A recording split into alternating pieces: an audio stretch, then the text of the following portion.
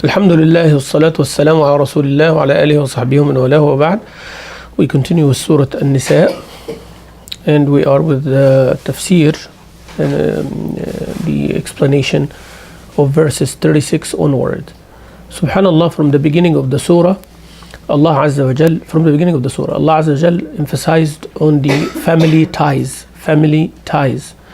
like, taking care of the orphans under one's care, restricting the ability of those who are not able to manage their wealth properly, restricting their ability for their own good, taking care of the women and one's wives with the fear of Allah Azza wa Jal. Starts with the taqwa of Allah as the foundation or the guarding principle to all of these family ties, right? Taking care of the family and all that based on the fear of Allah Azza wa Jal.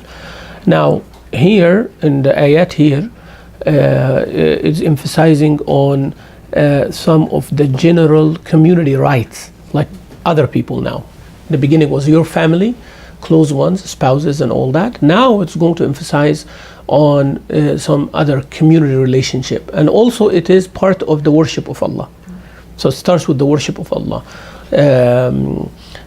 So after Allah Azza wa Jal told us how the couple, the husband and wife, should deal with each other, and Allah Azza wa Jal order the people of leadership and the people of authority to make sure that this nucleus of a community, the family, is strong. When husband and wife has some dispute, we talked about that, how the arbitration and all of that, and this is the job of the authority, the people of authority. They make sure that there is counseling, there is arbitration, there is some kind of authority over the family. Otherwise, in such a society, individualistic society, you see the divorce and the problems become rampant. Why? Because no one has this higher reference point. And in Egypt, there is a proverb says, "El malush kibir yishtari lu kbir." Yani the one who does not have an elder, go by himself an elder. What does that mean? It means you need an elder. You understand the principle here? So if you don't have an elder, go buy yourself one. You don't buy a human being. It's a proverb, right? Meaning you are in need of an elder who tells you what to do at certain points. Authority figure, Like I know that at a certain time, my dad will tell me no means no. It doesn't matter how old I am and how, I know that he's going to stop me at certain points. So I always respect him on that one. And I have to believe as a mature person that he has to have that. Here in America, since an old man, mom, dad, that's it for you. So there is no, people take it extreme. It's either isolate the elders or the elders involve themselves more than they should be. And both are wrong, both are wrong. But there has to be always someone that you respect. Like someone has to tell you stop at certain. You need that, don't you agree? You need that. Otherwise, subhanallah, become like animals. Everybody can do whatever they like, and nobody tells them. Then you have a problem. We are human beings. We make horrible mistakes, and if you know that nobody is going to stop you, or you are not going to stand accountable for anybody. Yeah, we fear Allah, yes, but we are human, right? We all want. We sometimes respect people. And we're afraid to do certain things in front of them. Like you are in the elevator by yourself, and there's a mirror in the elevator. What are you going to do? And sometimes you do like funny stuff. And I know everybody does that, but we don't talk about it, right? You open your mouth, you see your tongue, you see your teeth. You that type. If the elevator opens and someone enters, would you feel the same level of comfort? Why? Because you are not alone, right? You care about what other people think about you. In morals, we need to do that as well. That's why always in Islam, it's emphasized. Subhanallah, one person one time went to Abdullah ibn Mubarak, young man, tell him, how can I have taqwa, a fear of Allah? What does that mean? Like, give me an example, give me a picture. كيف أخاف الله? قال خف من الله كما تخاف من رجل من صالح قومك. يعني start the khawf of Allah, start like by valuing Allah like you value a pious righteous person of your tribe. You're afraid that a certain person who has like that reverence see you doing something wrong. Look at Allah Azza wa Jalla like that. Sometimes people smoke, but when an elder guy comes, they hide the smoke. Why they do that? They know that this guy knows that they smoke, but you don't want them to see you in that position. Even though it's okay, we are smoking in front of the world, right? But when that person comes in front of you, he has like something that forcing you to respect them. You following? You need that person in your life. As a husband, as a wife, as a child, as a student, as a man, as a woman, you need that kind of person in your life. That's why they say if you don't have an elder, buy yourself one. Means someone that you can relate to, you can go and seek advice and tell them, I made a mistake, and they tell you correct it like that. Or someone, when you are wrong, people can come and talk to. You need that too. Subhanallah. That's why Allah Azza wa Jalla emphasizes on the relationships all the time. You understand now why I'm going around like this? Because this relationship, you will never ever understand it and have the right perception unless you know how does it relate to Allah Azza wa Jalla. Any relationship in this world, any relationship, you will never ever do it right unless you know how it relates back to Allah. That's why two people love each other for Allah's sake. Because people love each other for different reasons. But the one reason that will get you to the shade of Allah is when you love someone for the sake of Allah. Allah Azza wa Jalla says, our conversation, most of our conversations has no good in it. لا خير في كثير من نجواهم. We'll study it in Surah Nisa. لا خير في كثير من نجواهم. Most of our conversations has no good comes out of it. إلا إلا in Arabic, except من أمر بصدقة أو معروف. Except somebody enjoining good or advising people to give charity. Means our lectures, our dars, our those معروف, معروف. So we say to people to do good. أو إصلاح بين الناس, or bringing people together, healing the rifts and reconciling between people. ومن يفعل ذلك ابتغاء مرضات الله. Why you are doing this? For Allah's pleasure. Then Allah will reward. You see what I'm saying? Everything you do and any relationship you have, unless you tie it back to Allah, will never understand it fully and do it right. Brother, sister, husband, wife, mother, father, children, employer, employee, teacher, student, neighbors, seller, buyer.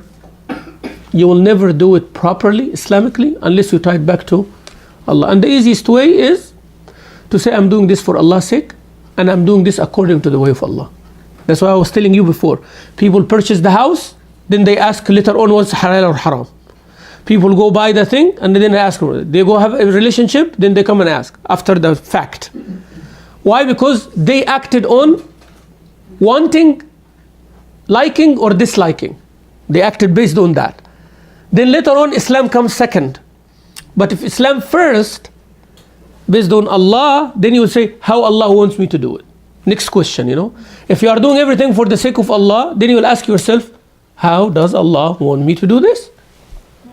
Right? I'm going to the market to buy things. How Allah wants me to buy? I have to buy halal, I have to do this, I have to do that.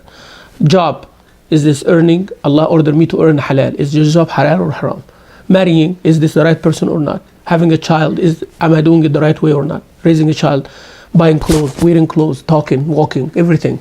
I'm doing everything for the sake of Allah Azza wa Jal. قل إن صلاتي ونسكي ومحياي ومماتي لله. You have to say it's everything for Allah. Then you are with Allah Azza wa Jal. Then next question you ask yourself, how can I do it according to the way of Allah? Then you become on the right path. So that's why Allah Azza wa Jal here, starting with وَاعْبُدُوا اللَّهَ وَلَا تُشْرِكُوا بِهِ شَيْئًا. Someone can say, وَاعْبُدُوا اللَّهَ means we believe in Allah only already. No, not necessarily. Some people make ibadah to Allah but then commit shirk. So that's why اعبدوا الله ولا تشركوا. People worship Allah but they worship other than Allah. So what's the point? Worship Allah just to show off, as you will see in the verse. That's why وَاعْبُدُوا اللَّهَ وَلَا تُشْرِكُوا. He did not say وَاعْبُدُوا اللَّهَ بِالْوَالِدَيْنِ. In Surah Al-Isra, وَقَضَى رَبُّكَ أَلَّا تَعْبُدُوا إِلَّا إِيَّاهُ. That includes لا تشركوا لا تعبدوا إلا إياه وبالوالدين إحسان means worship him only. Same meaning, right? إياك نعبد وإياك نستعين. We didn't say نعبدك, we worship you, we seek your help. No, only you we worship. You see, only you. إياك means nobody else. So here وَاعْبُدُوا اللَّهَ وَلَا تُشْرِكُوا بِهِ شَيْئًا. So worship Allah alone. What is worship? What is the definition of worship? Fear. No, I'll give you some new definition that will make you understand. The word ibadah. Ibadah, ultimate love with ultimate humiliation. You said that. Yes. Ultimate love with ultimate humiliation. Means the highest degree of love with the highest degree of humiliation. It is relative with anybody other than Allah. Relative, huh? Meaning you love someone, based on that love, you kind of humiliate yourself to that person. Because true love cannot come without humiliation, by the way. You have to give up many things that you like, right? Because you love someone. It's not about you anymore. It's about they're happy or not. And then, if someone that you love so much and sitting in the same room, which one is more comfortable? You sit there and the servants bring them like food and drink and all that, or you go bring them the food and drink? Which one is easier, comfort level? Someone else does it, right? Like you love someone, and you tell the servant, cook the best food, bring the best tea, bring this, that, and tell your children, bring the guest, that, and you're sitting there. That's honoring the guest, right? But if you love that person, you go do it yourself. So it's not about what's easier, right? It's about that you put your comfort down for the sake of that person. If that person tells you, go check outside, see if the whatever, you run outside and you come back again, This is kind of humiliation, like you are, out of love for you, your ego is not there anymore. Like you are enjoying putting yourself down for that person. So that's ibadah. That's when that increases, it becomes ibadah. Means it's not only the feeling toward that person, but that person, that feeling you have toward that person leads you to forget yourself. You actually want to do whatever it takes for them to be happy. Right? That's why some people, they love so much, they kind of go in pain for that person. Even if that person goes with someone else. They kind of want them to be happy, even though it is killing them from inside. This is rare, but it is there. And that's why they say this person adores that. Adoration is like a form of worship, Worship means like completely, yes sir, yes, without any discussion. What do you want me to do? You want me to throw myself from here? I'll do it for you if that makes you happy. With humans, we don't do that. But I'm saying it's relative. With humans, degree goes up and down, differs. But with Allah is the ultimate love. With Rasulullah is the ultimate love. That's when the Sahaba reached to that, kind of you don't get it. They will just come in front of Rasulullah sallallahu alaihi wasallam, knowing that their head is gonna go, they will get killed, they will get an arrow, they will get a spear in their chest, but they will still do it with happiness. Whatever he tells them to do, they will do it. They will just do it. They will run to do it. If he says, who wants to die for the sake of Allah and he become my partner in Jannah? Yeah, everybody's want to go, right? So this is because they reached to that degree of love. Still we are humans, I'm saying, but with Allah, that's ultimate love. Ibadah means you love Allah so much. Ibadah is not just praying, standing, doing wudu, doing up and down and all that. That's not ibadah, That's performing a ritual. Performing some act. Fasting Ramadan and becoming hungry, and that's the difference between a person who's fasting and sleeping all day long, and sleeping night and all that is different from someone who's fasting during the day, eating a little bit at the time of breaking the fast, doing tahajjud at night, and you see that Ramadan is like making them really, really abd. Really abd. They are like humiliated. They are getting, they're losing weight. You can see the exhaustion on their face, like that. I'm not saying you go and do it intentionally, but it is happening. it's like, someone, when we were young, and you find one of our colleagues losing weight and his face started getting pale, said, "Oh, are you in love or what?" Right? Yeah, because you don't sleep good, you don't eat good. That means, that girl making you like sleepless. Yeah. So, but you understand where this is going. That is the meaning of ibadah. Like if the person that you care about or you love so much, like consuming you to the point that you're forgetting your own enjoyments. You can't sleep even though you need rest. You can't eat even though you are hungry. You don't enjoy life because they are not with you. You see, that's the level there. Now imagine you doing that with Rabbul Alameen, with Allah Azza wa Jal. What kind of person you're going to be? You think someone who's interested in this dunya altogether? Now you understand ibadah, right? وَاعْبُدُوا اللَّهَ وَلَا تُشْرِكُوا بِهِ شَيْئًا. Do not associate with Allah subhanahu wa ta'ala. Whenever it is clear for you the way of Allah, if you really, really, really abd of Allah, servant of Allah, you're going to do it without hesitation. You're actually going to do it with love. It doesn't matter how much you lose. You lose your friends, you lose your family, you lose whoever, if they are in your way with being a servant of Allah. وَلَا تُشْرِكُوا بِهِ شَيْئًا. Nabi sallallahu alayhi wa sallam, he said to Mu'adh ibn Jabal, one of the great companions, young companions of Rasulullah, قال يا معاذ أتدري ما حق الله على العباد? Do you know what is the right of Allah upon His servants? قال الله ورسوله أعلم. Allah and His Rasul know best. قال رسول الله صلى الله عليه وسلم said, the right of Allah upon His servants أن يعبدوه ولا يشركوا به شيئا. That's Allah's right upon us, is to worship Him and do not associate anyone with Him. ثم قال, then Rasulullah asked him, أتدري ما حق العباد على الله إذا فعلوا ذلك? Do you know what is the right of people upon Allah if they do so? It means worship Him without association. قال ألا يعذبهم, not to punish them. It's the greatest thing. If He does not punish them, means He will reward them. So if you know that you are doing the worship of Allah without associating with Him out of love, you become very hopeful and almost sure that Allah Azza wa Jalla will not punish you. إِنَّ اللَّهَ لَا يُضِيعُ أَجْرَ مَنْ أَحْسَنَ عَمَلًا.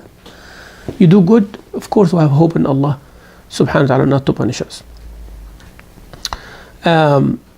So we have to know that ibadah has to have ikhlas, means no partners. Ikhlas means sincerity. Also, it is hinting that everything coming after in this verse, it is in relation to the worship of Allah. If you are doing any of the coming things for any other reason, then it becomes shirk with Allah Azza wa Jal.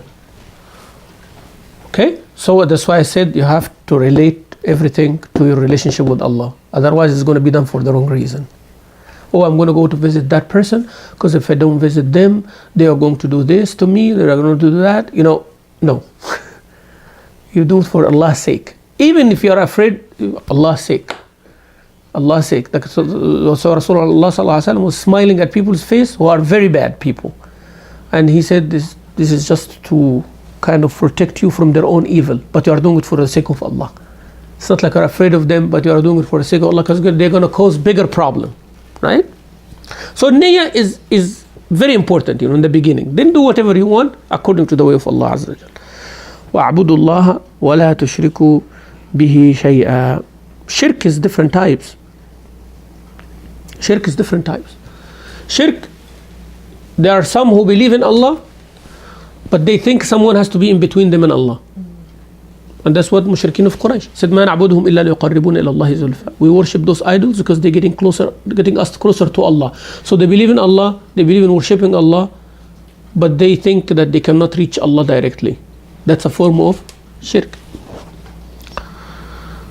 Or those who says Allah has a son and we cannot reach God without the son. Or those who listen to other human beings to tell them what is halal and what is haram. Appoint a human being to make sharia for them.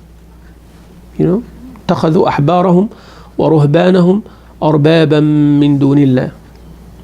They took their leaders and their religious leaders as gods beside Allah Azza wa Jalla. So this different types of shirk. Also shirk khafi, or the hidden shirk, is the showing off. الرياء هو الشرك الخفي. الرياء means showing off is a hidden shirk. Why? Anybody can tell me why? Because the niyyah is not for Allah. But where is the shirk? Then people praise them.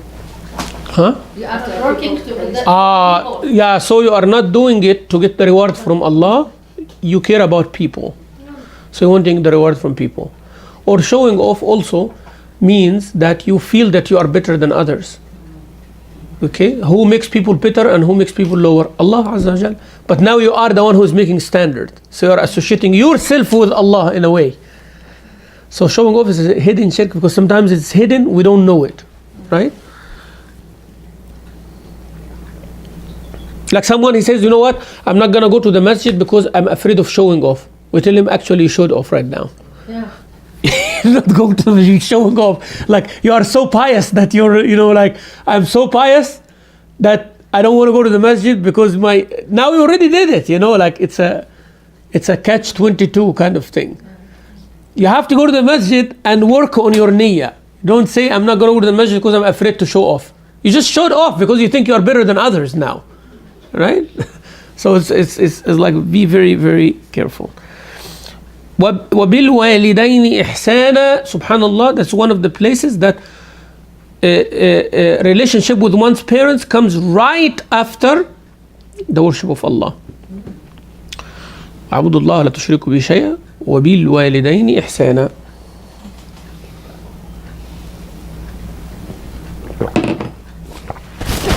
So be good to your parents. وَبِالْوَالِدَيْنِ إِحْسَانًا. What is the ihsan to the parents? Obeying them in all goodness, within the obedience of Allah, of course.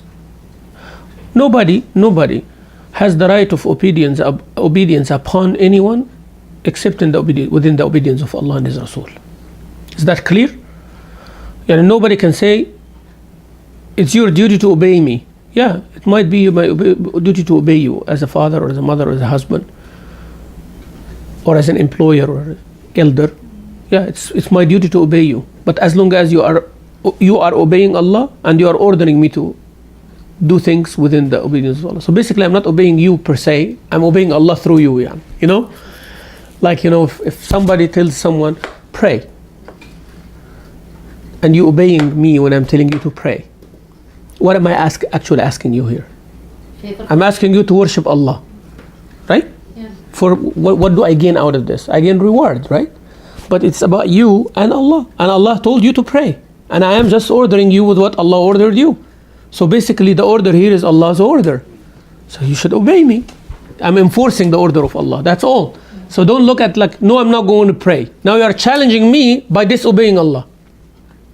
You understand? Like this, whenever it becomes like a personal thing, then you have to see whom you are disobeying. Like if someone order you something good, and you end up not doing it because they are ordering you. So what did you end up not doing? Good.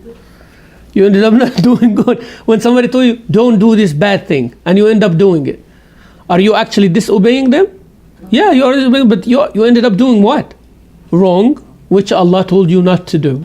So you basically disobeyed Allah. So if you obey someone within the obedience of Allah, you are actually obeying Allah. They are just delivering a message.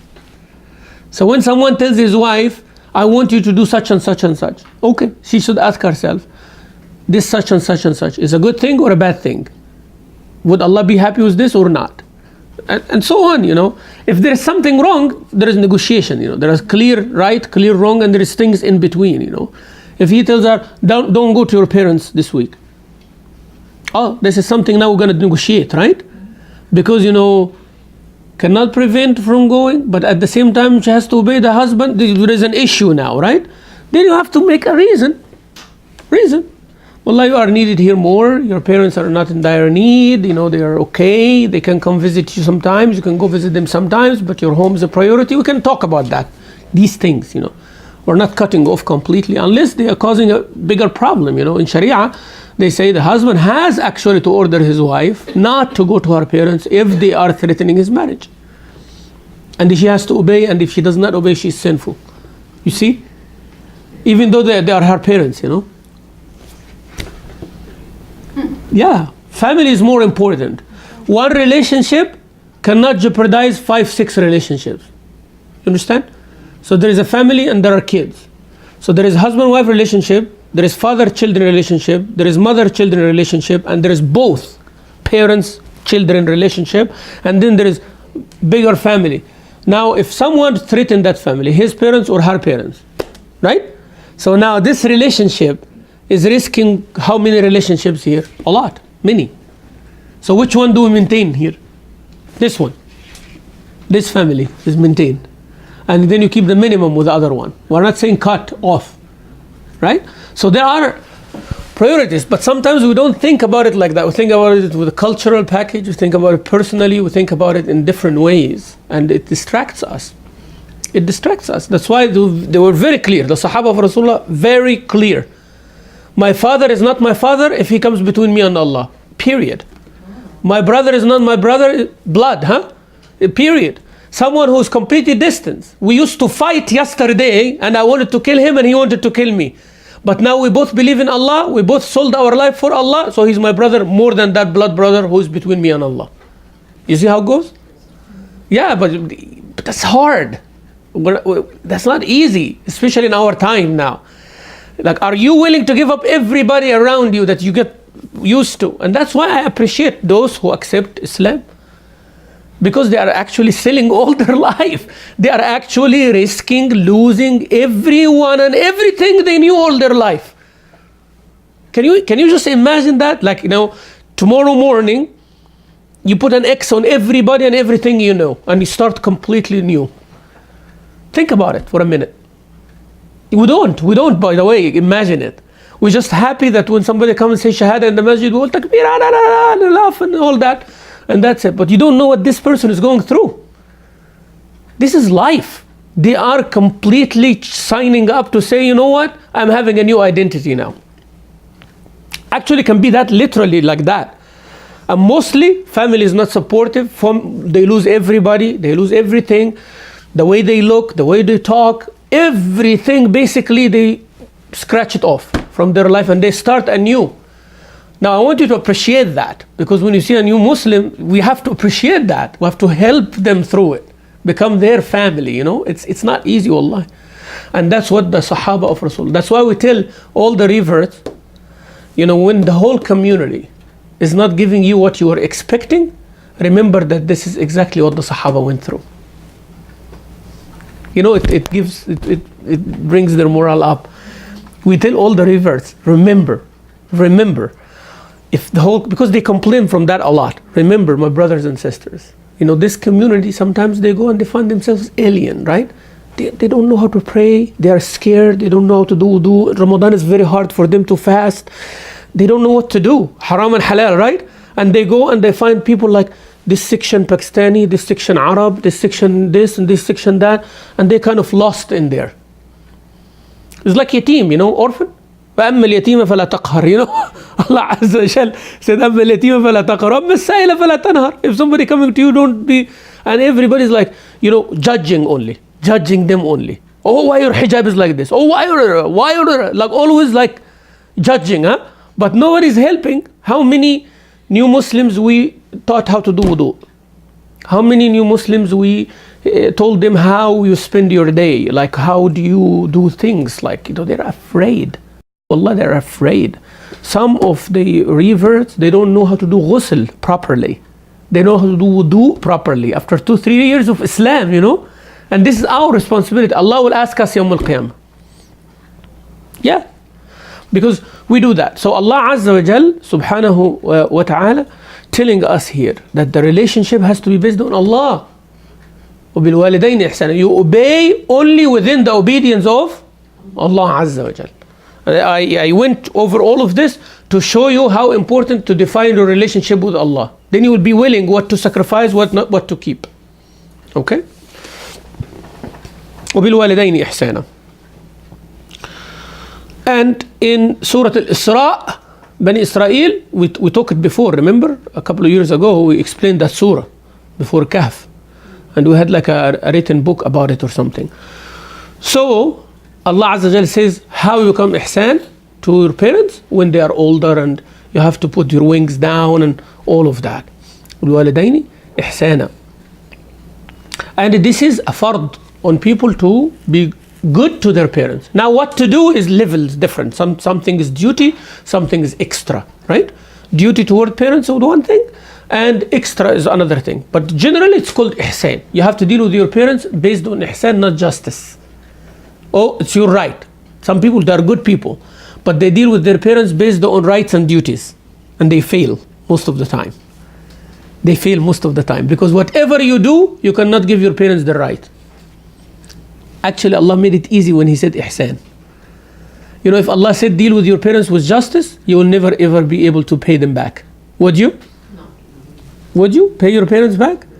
Would you think whatever you did to your child can pay you back? No. Never. Same thing goes to your parents.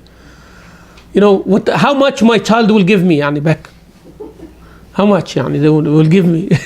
Even if he becomes a billionaire, do you think you can put like a money tag on it? No. That's why a person comes carrying his mom in the haram and going around the Kaaba, carrying his mom for whole Hajj.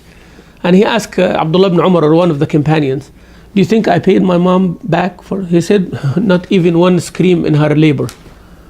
You know, when she pushes, like one push, like when the woman pushed to bring the child up, he said one push, all what you do all your life, spend all your life carrying your mom like this, not only in Hajj, spend the rest of your life until she dies, carrying her, she doesn't touch the ground. All of this will is not like equal to, will not be equal to one push.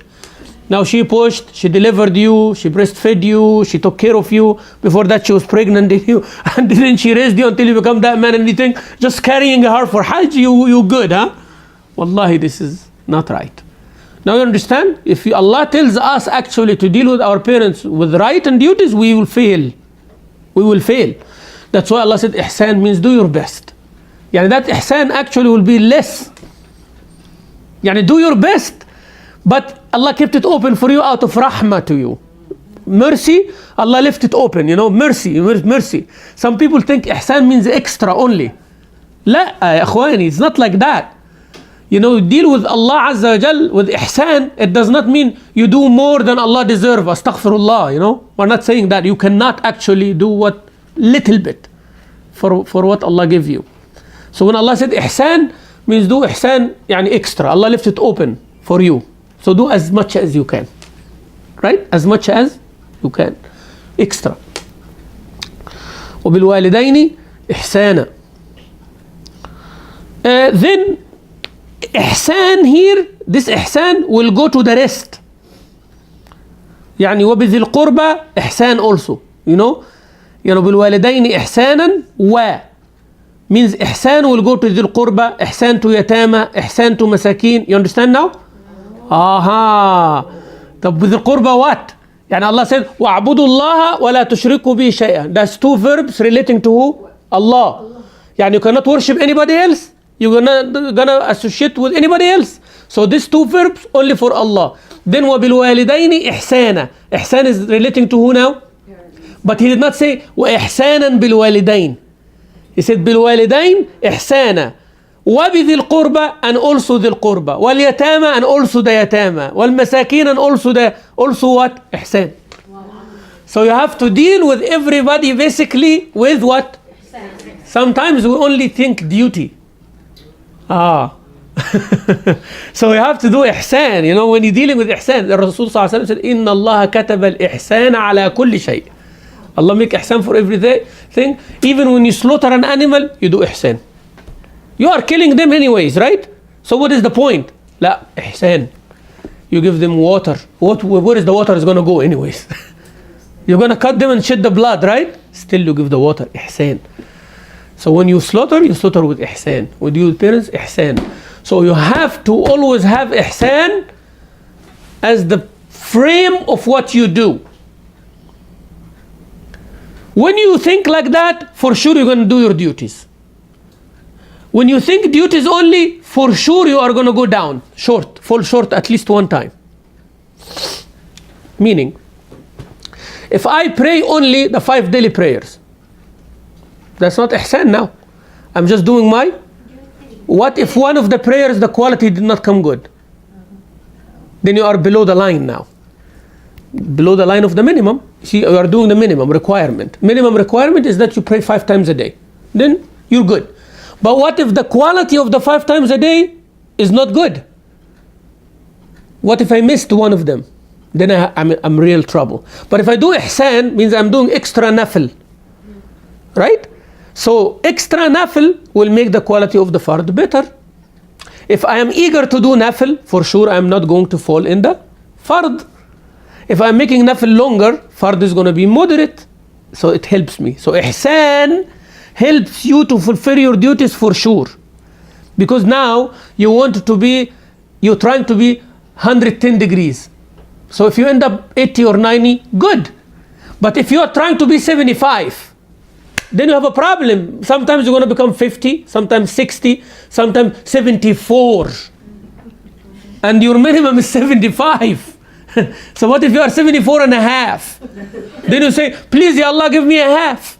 Yani you are under the mercy. Of course, under the mercy of Allah is a good thing. But I want you to imagine yourself putting yourself in that situation. Risk. I might make it, I might not make it.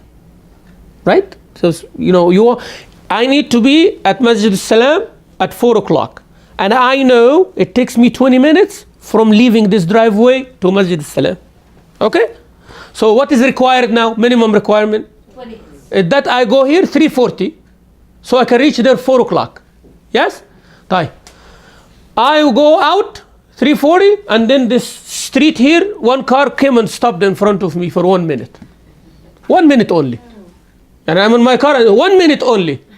You'll be late. Now what's going to happen?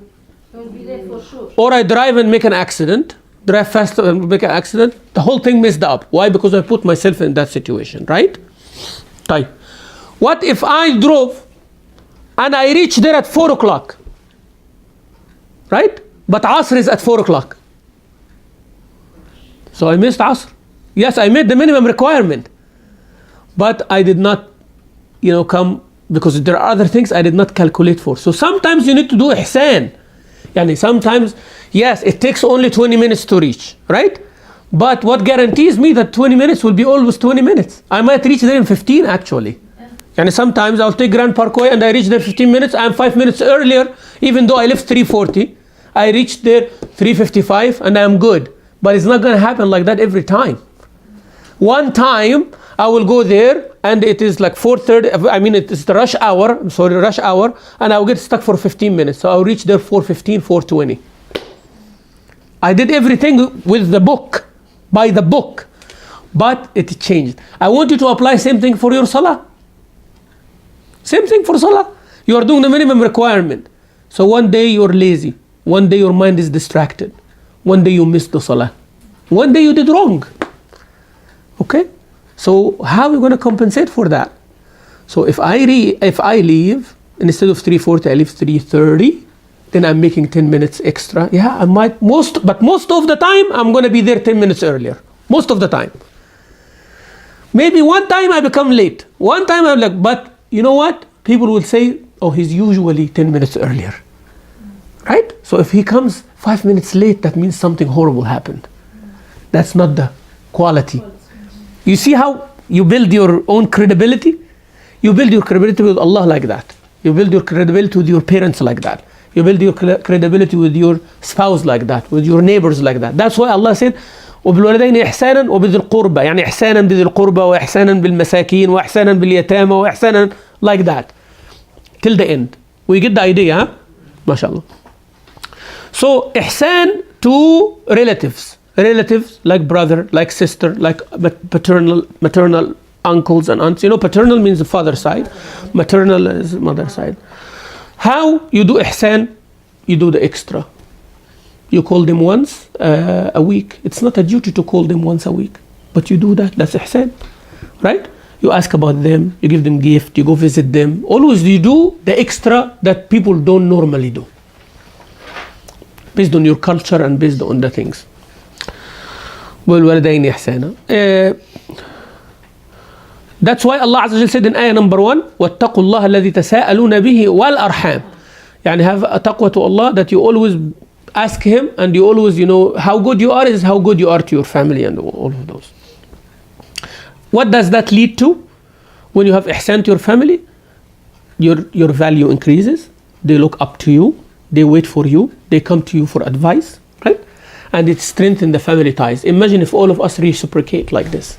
If I'm doing that with my sisters, and my sister's doing it, my brother is doing it, and I'm doing it. I do it with my mother, I'm calling my father, and my father calling me. It makes stronger ties. Subhanallah.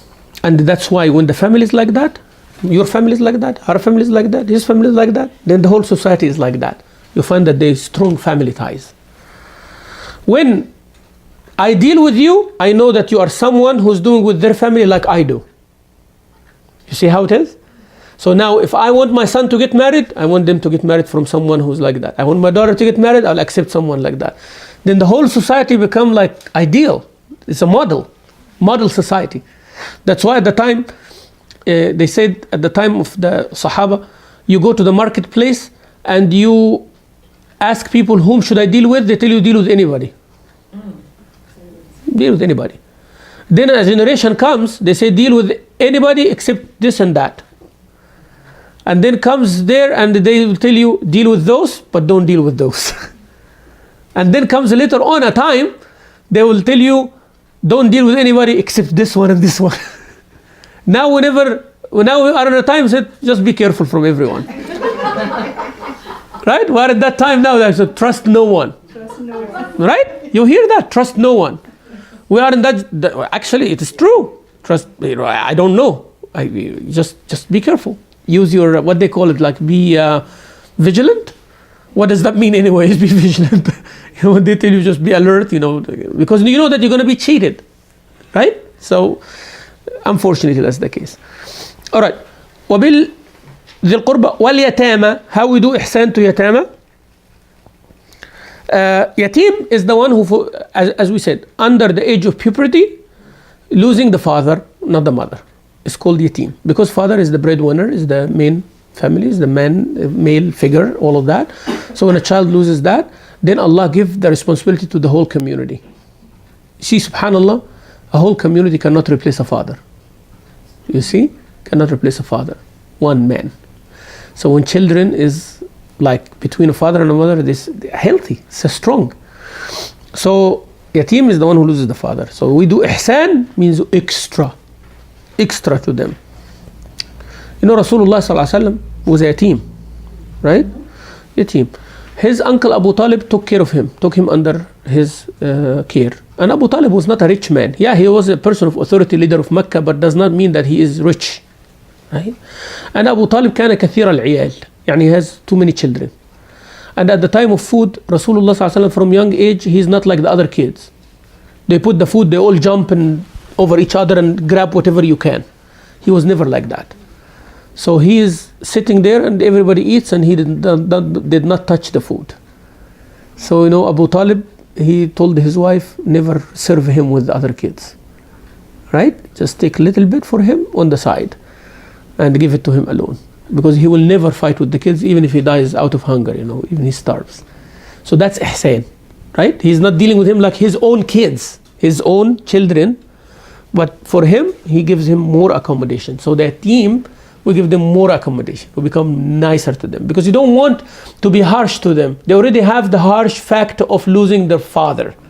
You don't want to be harsh on them also, because this will produce a person who resents the whole community.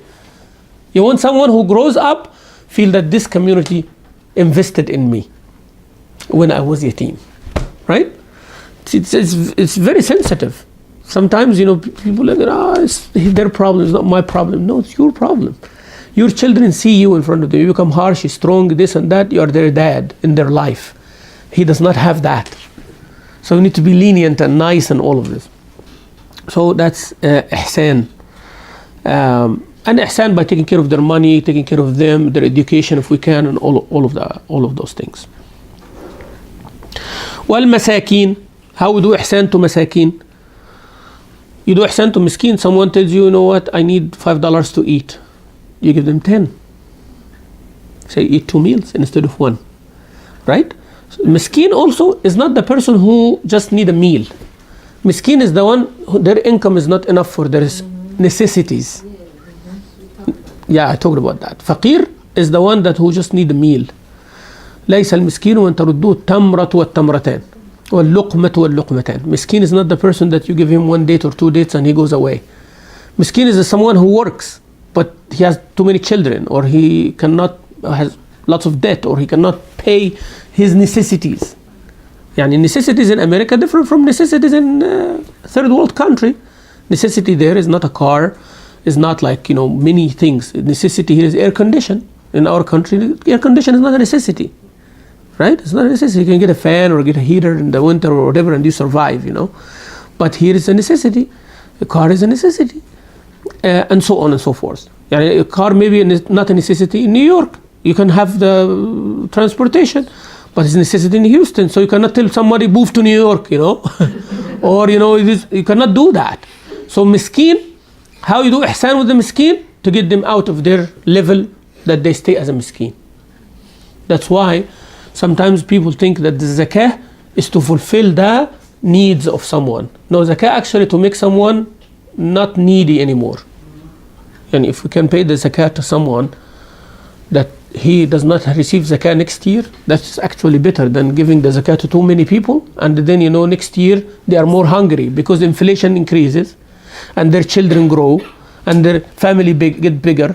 So whatever you pay them this year is not going to be enough for them next year. So we are actually, the way we deal with zakah and sadaqah, we are actually making more need in the community, not fulfilling. And the people don't get that. So people long short vision. Oh, I have to send this, I have to send that. Fine. But you're stretching yourself thin. 20 years, you'll still keep doing the same. And people are extending their hand more and more and more. The whole idea is to keep those hands to the minimum, lesser and lesser hands every year. So it needs some discipline and it needs some management, wealth management, for collecting it from people and distributing it and prioritizing. And sometimes you have to deal with head, not emotions, You have to deal with your head. Yeah, there are people that globally they are in dire need and all that. Yeah, we're not ignoring, but it's like you have 2 containers, right? One container takes like 100 liters of water, and one container takes 100 ounces of water, right? So there is a need here. You have to fill both, right? You can fill this faster and then go fill this one, or keep dumping in this one and abandoning this one, or putting 1 ounce here and 1 liter here. You see? So I put 1 liter here, I need 100 more times that amount to fill this, right? Follow me. To fill it. So I put 1 liter at a time here, so I need 99 more, right? But I put here 1 ounce, I need 100 times more. Yeah. But guess what is the problem? People keep drinking from both. There are people drinking from this one and people drinking from this one. So what do you think if I put 10 liters at a time here? This one, it will be more. And then you can, yes. You know what I mean? Like this one here has overflow now because I keep putting 1 liter, 1 liter, 1 liter every day. So people only drink by ounces here, right? So now people don't have an issue, right? So now I can put actually instead of 1 liter, 5 at a time, plus those here, they'll say, you know what? This is extra. Keep putting over there too. But it takes time, and it takes management, and it takes brain, not emotions, right? So that's why at the time of Sayyidina Umar ibn Abdul Aziz, in 2 years only, the Islamic State, the whole Islam, from Andalus, Spain, all of this Middle East, Africa, Asia, all of that were under him. And in 2 years, there was no place to give the zakah. Only 2 cycles. Only 2 cycles, The first cycle, he collected the zakah, filled Bayt al-Mal, It's filled. Now let's distribute the zakah. So the first year the zakah is distributed. The next year, nobody is asking for zakah. No one is asking. Everybody have whatever they need. Nobody is taking extra than their need, right? So he said, whoever want to in a debt will pay his debt. No debt. Whoever want to get married will get them married. Still there is money. coming. Because, you know, as I said, as those two containers, people keep drinking, when there is overflow, it has to go somewhere else, right? So now we already drink our fill, and we have extra water, and you keep bringing water, mashallah, you know, people keep paying. So where I have to take this to the next priority. And at his time, he says, don't even let the birds hungry. He put all the grain and everything on the top of the mountains. He said for the birds to also eat. You know, so this is how it is. It is doable. Wallahi, it is doable. But it needs some authority to collect properly and to distribute properly. So ihsan to masakin is mashallah great. Al-ihsan to the neighbor. الجاري ذي القربى. جاري ذي القربى, jar means neighbor. ذي القربى means can be in the place, means my next door neighbor. That's ذي القربى. ذي القربى in place, relating to place. You know, as far as the place concerned, ذي القربى is the neighbor from my right, from my left, across from me and behind me. This is called الجاري ذي القربى. Or by family ties. جاري ذي القربى, يعني my neighbor and he's my relative too, so I have two rights now. Okay, so the neighbor has a right upon me if he is the next door neighbor, and they have a right upon me if my next door neighbor is my relative, right? And if my next door neighbor and my relative and a Muslim has also extra right. And if my next door neighbor is my relative and needy, there's even more. You understand? So the more relationship, the more ihsan you need. Ihsan is always to be good to them, to care about them, to know their needs, and to be happy that they are your neighbors. I told you the story before, like when one person wanted to sell his house. He was in tight situation. He wanted to sell the house for 100,000 dirham, silver pieces, you know. And his neighbor was a scholar from tabi'in, somebody scholar, no big one, and he heard about that. And he went to him and he said, why are you selling? He said, because I'm in dire need and everything like that. He said, what are you selling it for? He said, I'm selling it for 100,000. He said, no, I give you 100,000 and 50. 100,000 and 50. He thought that he is buying the house. He said, no, 100,000 is the price of your house, and the 50 is the price of your neighborhood. And you stay in the house. I don't want the house. So basically 150 is for you to stay my neighbor. You know what I mean? So it is like until, you know, Allah solves your problem, then you pay me back. So sometimes they said اشتري الجار قبل الدار. They said buy your neighbor before you buy the neighborhood. You know, buy the house, you buy the neighborhood.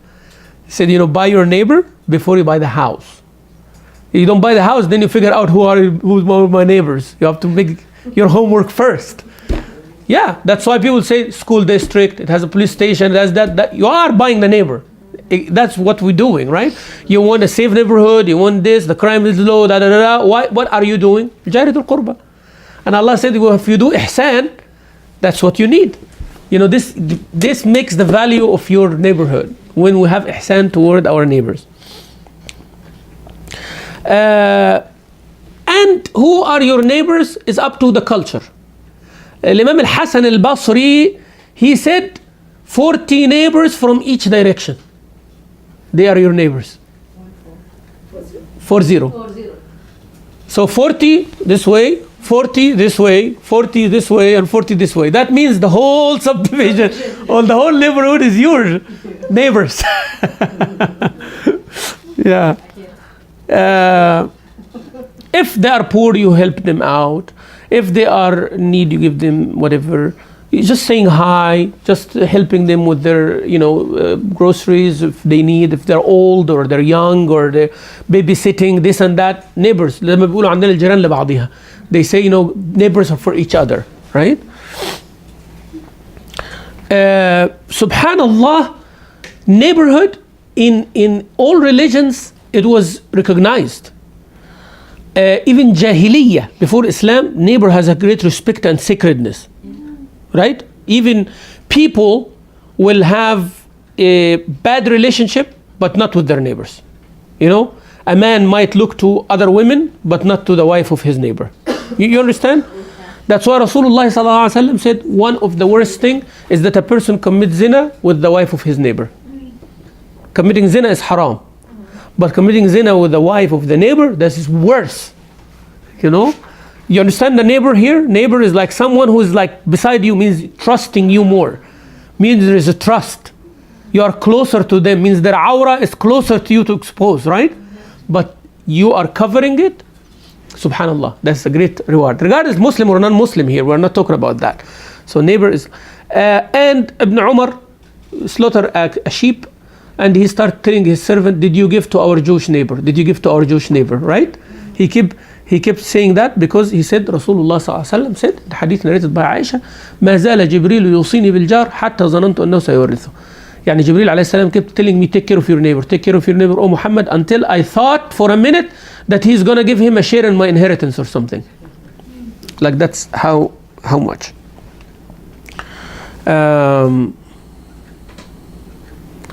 So this is صاحب بالجنب. صاحب بالجنب يعني the one who is beside you temporarily. We're traveling together. We are classmates. We are working together, you know, like in a workplace, co-workers. That's the صاحب بالجنب. جنب يعني beside you. صاحب means companion, means they are not permanent, but your neighbor in a permanent state. So now you are صاحب بالجنب here. Unless you are living beside each other, يعني beside each other you are neighbors. But صاحب بالجنب means you are classmates, co-workers, and you know each other. Or just for a short distance, like you are traveling and somebody sat beside you in the airplane. Right? Or somebody seek your help and you are accompanying them to do something. That is a صاحب بالجنب. You have to do ihsan to them as well.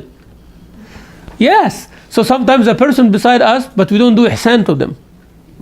You have to do ihsan to them. And ihsan by being nice, by speaking nice, replying nice, and all of that. Don't shut off in front of people unless they are bad. يعني. So this, also, some people, they said الصاحب بالجنب is the wife. Some say the صاحب بالجنب is the wife, يعني صاحبة يعني wife. صاحب بالجنب means the one beside you all the time. So beside you. So they said, you know, behind every great man there is a woman, right? That's proverb, they say. You know, some people, they don't like women, they added something to the proverb, right? Yeah. They said behind every great man, a woman pulling him back. Pulling him back. That's the woman. طبعا this is طبعا behind every man there is lots of things, يعني, many things. Many of them, of course, one of them most important is women, but not necessarily the case, right? And every great woman there is a man also behind. يعني every great man there is a woman. So every great woman is what? Who's behind the great woman? There has to be somebody who is. Yeah. Women don't make greatness alone, and men don't make greatness alone. They both need each other. All right. So al-ihsan to Ibn al-Sabil. Ibn al-Sabil. Sabil means the road, the path. Ibn, son of, means someone, son of the path. What does that mean? It means a traveler. Or a wayfarer, somebody who lost their way and they need, they don't have money, some lost, you know. Or Ibn al-Sabil means your guest. You're a guest from another town or something like that. Then you have to be nice to them by making them reach their destination or fulfill their need. طيب ملكت أيمانكم, the slaves, men and women, عبيد وإماء. How to do ihsan? Rasul sallallahu alayhi wasallam told us also الصلاة وما ملكت أيمانكم. Take care of salah, those who are under you. Means we don't have that anymore, slaves, but we can apply to those who are working for us. Employees, servants, people cleaning, people mowing the grass, people doing these things. They are not slaves, right? But we are saying that we don't have slaves, but anybody you hire for some reason, Allah blessed you with money to pay for it, and they are there. So be nice to them. Don't be rude, and don't give them what they cannot do. Don't overburden them with things, right? So be nice. Some people, subhanAllah, they become very, very arrogant and very pushy, right? Yes, you pay some money for someone to do a service for you, but be nice to them. Yeah, they might make mistake. They might hire somebody else. Tell them that you're not going to get your pay, but be nice. Just be nice, right? You agreed to pay them 100 to do a certain job. They did less, give them 80, give them 50, but make them understand. Yani be nice. And if they do a better job than what you think, give them tip, right? So it goes both ways. وما ملكت أيمانكم. الرسول صلى الله عليه وسلم said هم إخوانكم جعلهم الله تحت أيديكم. Allah made them under you. فمن كان أخوه تحت يده فليطعمه مما يطعم. Feed them from what you eat. ويلبسهم ما يلبس. Dress them from what you dress. ولا تكلفوهم من العمل ما يغلبهم. Don't overburden them with things that they cannot do. If you do so فأعينوهم عليه. Help and support them. Also ihsan to a slave by freeing them, by making them free, man or woman, or by helping them to free themselves from their master. Allah Azza wa Jalla said this is one of the zakah places. Zakah recipients are the slave whose master told them to pay him a certain amount so he becomes free. So it is a duty on the Muslims to pay for that person to free. إن الله لا يحب من كان مختالا فخورا. Those who will not do the ihsan to those showing off, and this will come to their heart, because ihsan makes you humble, you know. Ihsan because you do what is not needed, you do extra, and a person who does extra is never arrogant, right? You do extra for Allah's sake. That means you need Allah's pleasure and you're doing more than what's expected from you. Otherwise a person becomes arrogant, wal-'iyadhu billah. So Allah Azza wa Jal will punish. When you say inna Allah la yuhib, we said this is a sign of major sin, remember? When you see Allah does not love, whatever comes what Allah hates is a major sin. So showing off is a major sin. Mukhtalan fakhura. Mukhtalan fakhura. Mukhtal means a person is proud of what he or she has, right? They know that others have, but they kind of like themselves. They said they're full of it. They're full of themselves, like they're full of, like I am someone. That's mukhtala. Fakhura, that's in comparison to others now. He's saying, I am the one who is this. I achieved this. I did this. Nobody could do that. Fakhr. Fakhr means like now you are making people feel. It is not arrogance when a person has dignity. You know, when a person has dignity, that's not arrogance. Yani I have self-respect. Okay? Like, you know, I'm at the masjid. I'm just giving you an example. I'm at the masjid. I'm the resident scholar, for example. And here comes a young man or a younger guy. And they say, hey, what's up, my Sheikh? And he does this, like on my shoulder. Right? I tell him, no, don't do that. Don't do that. Now, am I not humble? Am I being arrogant now? I'm telling him, don't do that. You have to show respect. So it's not me only speaking, it's my value at the masjid. Right? Because not everybody perceives things the same way. Yeah, you can be my friend behind doors or we can talk together. But in front of the people, I am the Sheikh. Right? So when you respect me, I enforce you to force my respect. Is not arrogance. When I'm telling people there is a line you cannot transgress, that's the line of ilm, of knowledge, of respecting the Imam, of respecting the Quran. You cannot do that. Because I respect myself too. You know, I'm in the gym. I will not come from the gym and lead the salah in my gym clothes. Yani. It's not haram. I'm covering my aura and the clothes is clean and everything and all that. I'm not just come in my gym clothes. Oh, I'm going to the gym, but it's Asr time. Let me go lead Asr, Qibla, shorts and stuff like that and go. Now, people don't perceive this okay because I'm not giving the value that they are looking for when they're coming to the masjid, right? When you're coming to the masjid, you are visualizing the person who's standing in place of Rasulullah sallallahu alaihi wasallam. Would Rasulullah come out for his prayer with his home clothes, yani, the thing that he wearing with his family? It's his aura is covered and everything, but he will not just come like that. You know, there has to be some respect. So when you are enforcing that respect on others or making people stop at their place, don't transgress, that's not arrogance. Do you understand? So when a person have dignity, proud that they are Muslim, I'm proud that I'm carrying the knowledge, I'm carrying myself in a certain way, I'm not joking and laughing everywhere, right? So that people say, oh, he's an arrogant person. Not necessarily, right? So inna Allah la yuhibbu man kana mukhtalan fakhura. When a person drives a nice car or have a nice house, you don't say that they are showing off either. You did not open the hearts of the people, right? So this is not kibr.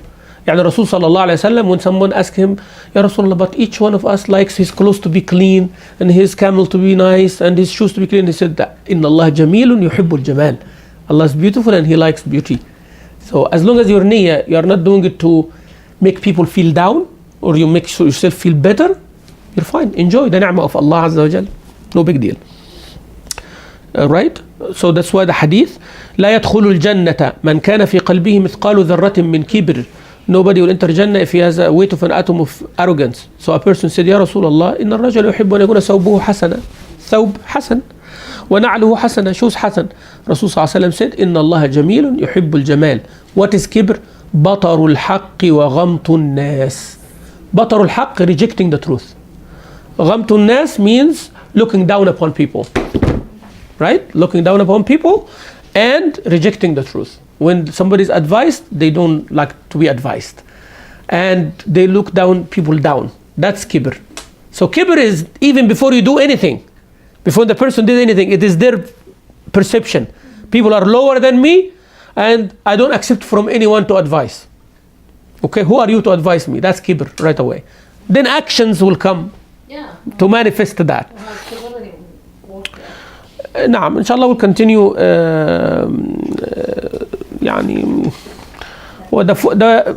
the following is simple. Allah Azza Jal says why who are the mukhtalan fakhur. See, I told you it is the belief. Now Allah will put the kibr, arrogance, in perspective. الذين يبخلون, they are miser. ويأمرون الناس بالبخل, and order people to be miser also. This ayah, the Sahaba said, it is revealed about the people of the book in Medina.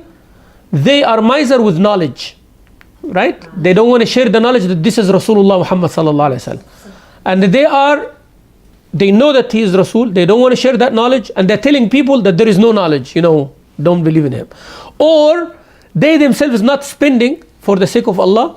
And they are telling people, don't spend, you're going to become poor, why are you helping, and all of that. Some people like this. They are miser and they don't want anybody to be generous. And this is natural human being, by the way. So when somebody have a shortcoming, they don't want people to do the opposite because it shows how short they are. Yani if somebody is like not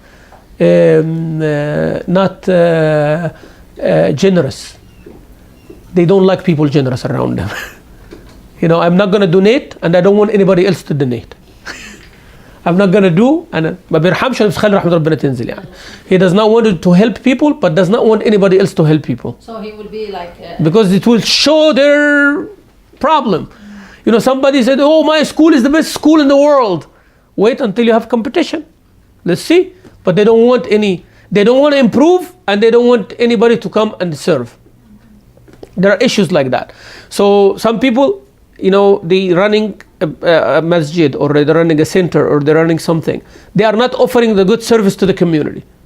But if somebody come and offer the service, they will fight. Type, you cannot do it. I don't want to do it, but I don't want you to do it either. Let them be dumb like this. Let them stay like this because they are easy to manage. And that's on a smaller level.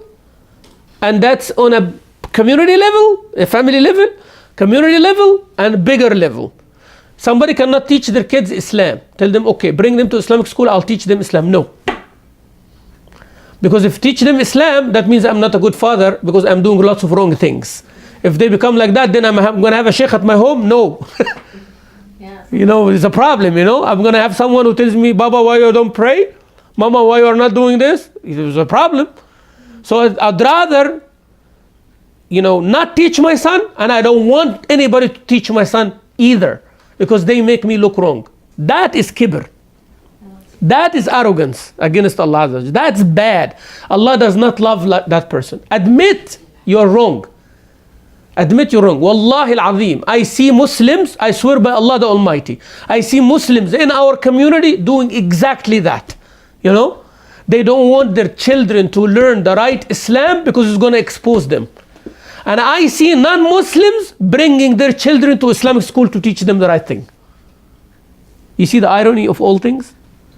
I see non-Muslims bringing their children and said, you guys are doing a great job. I feel my son or my daughter are safer. Even if they become Muslims, I'm okay with it. Because they are going to respect me as a mom, they're going to respect me as a dad. They will never do anything wrong. There are non-Muslims. I might not accept Islam, but go make my son a Muslim. I swear to Allah, I experienced this. Someone told me that one time, 20 years ago. He's a Muslim now. But he brought his son 6-7 years. The son is in the school from pre-K until elementary school. Father and mother not Muslims. They become Muslim later, by their choice, when they see the change in their child. And some Muslims, they don't want the children to learn. See, this is the difference. That is the difference between someone who's so arrogant, full of himself or herself, right? That become about me, not about this human being whom I want a good, balanced human being, even not doing what I'm doing. I don't care. I want my son and my daughter to be healthy, good, mentally good, beneficial, serving citizen and member of the community. That's what I want my child to be. Not necessarily to be a carbon copy of me, good or bad. But some people, subhanAllah, they have that arrogance in them. It's about me. I don't want my son or child to come and remind me of who I am as wrong person. Deeply they are shaming. Yes, that's why Allah Azza wa Jalla said, Inna Allah la yuhibbu. Allah does not love that person. Man kana mukhtalan fakhura. They are not good, and they are ordering people not to be good. ويبخلون ويأمرون بالبخل ويكتمون ما آتاهم الله من فضله, and they are hiding what Allah Azza wa Jalla give them, the knowledge and all of that. وأعتدنا للكافرين عذابا مهينا. Allah Azza wa Jalla says, like with their kibr, Allah will give them humiliating punishment. You see, because their kibr, humiliating punishment. Muhin. For their khuyala and kibr, mukhtalan fakhura, then عذابا مهينا. You always have to put them in front of each other. That's why Allah Azza wa Jalla said, Surah Al-Dukhan, when that person arrogant comes, ذُقْ إِنَّكَ أَنْتَ الْعَزِيزُ الْكَرِيمُ. You were the one who was like honorable and all that. Now taste the punishment of humiliation. So may Allah save us. And those who humble themselves to Allah, Allah give them the reward of honor. See? You put yourself down, Allah bring you so up. You bring yourself up, Allah put so down. So it is the balance. So may Allah make us among those who are humble for His cause, subhanahu wa ta'ala. Walhamdulillahi Rabbil Alameen. We continue inshallah next time. Jazakumullah khairan. Sheikh.